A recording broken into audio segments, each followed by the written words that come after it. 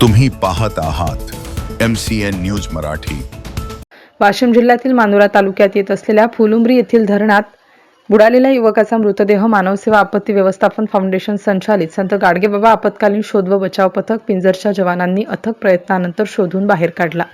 यवतमाळ जिल्ह्यातील पुसद येथील अंश विजय जयस्वाल वय अंदाजे 18 वर्ष हा आपल्या मित्रांसोबत शनिवारी सकाळी फुलुंब्री धरणावर पोहण्यासाठी गेला होता।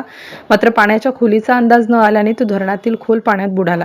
घटनेची माहिती मिळताच मानोरा तहसीलदार राजेंद्र पाटील यांनी पिंजर येथील मानवसेवा आपत्ती व्यवस्थापन फाउंडेशनचे प्रमुख जीवरक्षक दीपक सदाफळे यांच्याशी संपर्क साधून पथकाला घटनास्थळी पाठविले।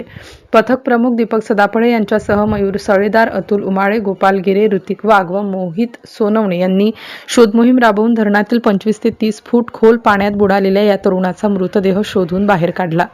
MCN न्यूज मराठीकरिता विश्वास कुटे, वाशिम।